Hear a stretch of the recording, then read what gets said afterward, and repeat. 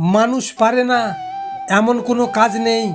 তুমি যদি মনে করো এটা তুমি পারবে, তাহলে সেই কাজ থেকে সাফল্য তুমি পাবেই। শুধু একটু প্রচেষ্টা, অফুরন্ত ইচ্ছে, নিজের উপর বিশ্বাস রাখতে হবে, সাফল্য পাবেই পাবে।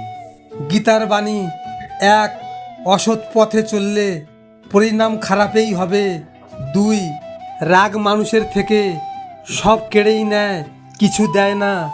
তিন, অহেতুক সন্দেহ সম্পর্কে ভেদাভেদ সৃষ্টি করে। চার, কর্ম করে যাও, ফলের চিন্তা করো না। পাঁচ, যার নিজের মনের উপর নিয়ন্ত্রণ নেই, তার মনেই তার জন্য সবচেয়ে বড় শত্রু। ছয়, কাম, ক্রোধ আর লোভ ত্যাগ করুন। সাত, এই জীবনে কিছুই হারায় না এবং কোনো অভিজ্ঞতাই বৃথা যায় না। আট, আপনার প্রতিটি কাজ সততার সাথে করুন। নয়, নিজের প্রতি বিশ্বাস হারাবেন না।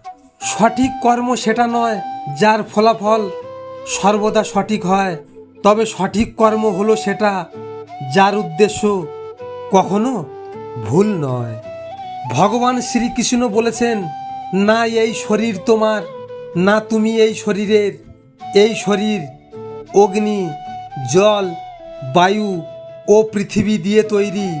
আর একদিন এই অগ্নি, জল, বায়ু এই পৃথিবীতে মিশে যেতে হবে। তুমি যদি হাজার ব্যস্ততার মাঝেও ভগবান শ্রীকৃষ্ণকে স্মরণ করো, তাহলে হাজার ভক্তের মাঝেও ভগবান শ্রীকৃষ্ণও তোমাকে স্মরণ করবে।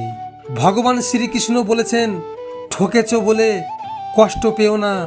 তুমি যাকে বিশ্বাস করেছিলে সে তোমার বিশ্বাসের যোগ্য ছিল না। তোমার বিশ্বাসের ফল ঠিক পাবে। ভগবানের থেকে আস্থা হারাবেন না।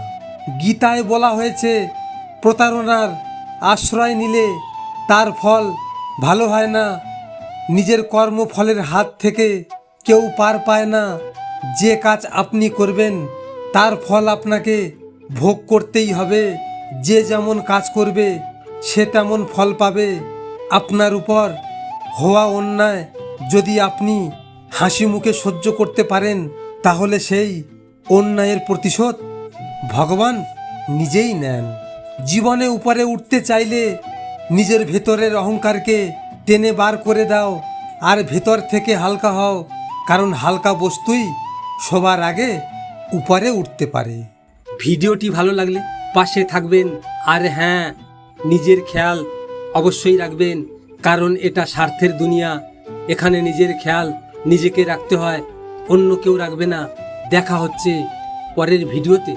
ভালো থাকবেন, সুস্থ থাকবেন।